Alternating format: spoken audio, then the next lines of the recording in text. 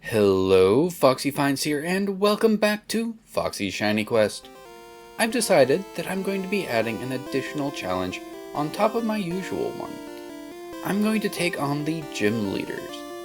So for this week, I'll be catching a shiny Pokemon from each of the Generation 1 gym leaders. First up, we have Brock. No, not that Brock. This Brock. We're sticking with the games for these ones. I obviously had to go with his iconic Onix, partly because I already had Geodude, but still. Onix is one of the Pokemon that says its Japanese name in the English translation of the anime. You can hear it here. Onix are known to have the rocks that make up its body wear down as they get older. As a result, older Onix become smooth, and younger Onix tend to have rougher exteriors. With this catch, I will give myself the very first badge. Next up, Misty. Looking at her original team, there's nothing I can hunt. At least not in Legends Arceus, Scarlet version, or Violet version. So, I had to look at some of her other teams, and that's when I found Squirtle. Squirtle is known in the anime as being one of Ash's first Pokemon, and also for those sunglasses. Look at them. They are sharp. Literally. Squirtle is also the starter Pokemon for the Pokemon trainer in Super Smash Bros. But this Pokemon actually never was on Misty's team. No worries though, I found a second Squirtle and evolved it right up to Wartortle. This Pokemon is loosely based off of the Japanese legends of the Minagami. Sorry if I butchered that name. They are turtles with flowing tails made of seaweed. As this Pokemon ages, its tail grows less white. And they are also known to be very long-lived, potentially thousands of years old. But once again, Misty never had one of these on our team either.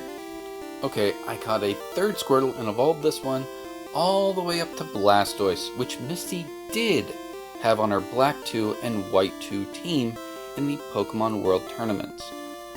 Blastoise is known for the very obvious cannons on its back, which can fire individually or both at once. It also has a Mega Evolution where it gains arm cannons and the two on its back merge into one larger one. This Pokemon also has a Gigantamax form where it basically has become a fortress and it has cannons all the way around it. Two down, onto the third, Lieutenant Surge. For this catch, I went to his Pokemon Let's Go Pikachu and Let's Go Eevee team.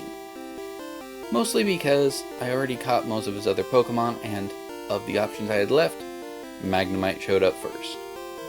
Magnemite was the first Pokemon to gain a new type when a new generation came around. It gained the Steel type, and unlike some other floating Pokemon, this was never granted the Levitate ability, so despite it floating, they are very susceptible to ground moves. In the anime, these Pokemon are shown to like other Pokemon that have a magnetic charge. Next we have Erica. It felt nice to hunt another Pokemon that was on most of the gym leaders' teams. Tangela. This walking ball of vines with shoes was a bit elusive in the first game. You could only encounter one in one small patch of grass that was completely skippable, or you could get it through a trade. Out of all of the grass-type Pokemon in Generation 1, this is the only Pokemon to be pure grass, and also the only grass-type Pokemon to not have a double weakness at the time. The other options were Bug Grass, which is double weak to fire and flying, Grass Psychic, which is double weak to bug, and Grass Poison, which in Generation 1 was double weak to bug as well. This catch was really tricky. For Sabrina, I went with an Abra, and in Legends Arceus, I have to be really careful not to be seen by one of these, or else it'll teleport away.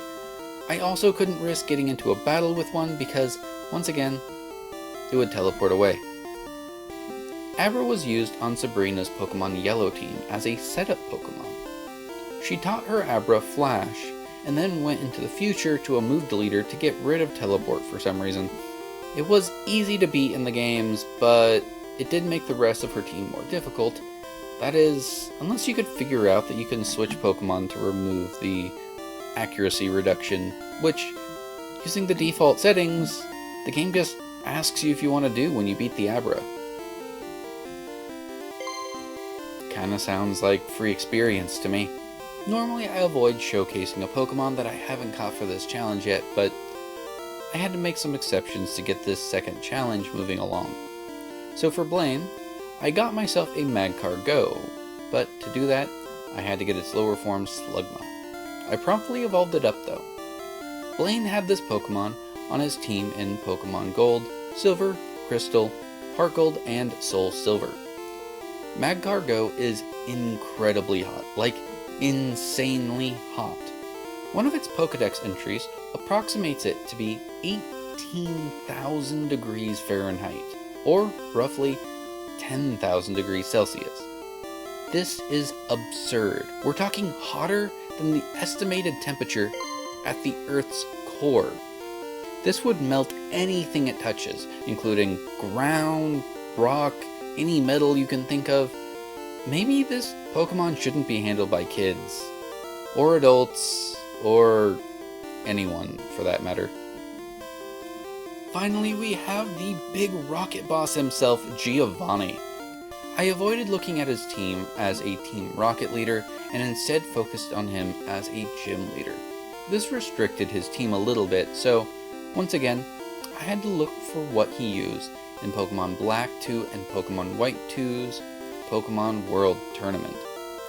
I ended up catching a Gligar and evolved it up to Gliscor. Gliscor is a pretty useful Pokemon. It has 2 immunities, access to some powerful moves, and can even get the hidden ability Poison Heal, which is great for competitive, as you can just give it a Toxic Orb, which will poison itself, and it'll heal 1/8 of its max HP every single turn, while also preventing yourself from getting any other status conditions on you.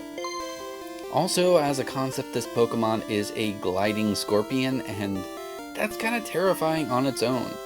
Very fitting for the head of an evil organization. Now that I've caught a shiny Pokemon from every single Gen 1 gym leader, I can... wait a second. 1, 2, 3... I'm missing one. Well, I probably wasn't really ready to move on yet anyway, so I'll see if I can figure out what I missed, and I'll get back to you on this. But for now, that's all I have for this video. I hope you all have a wonderful week, and as always, happy hunting!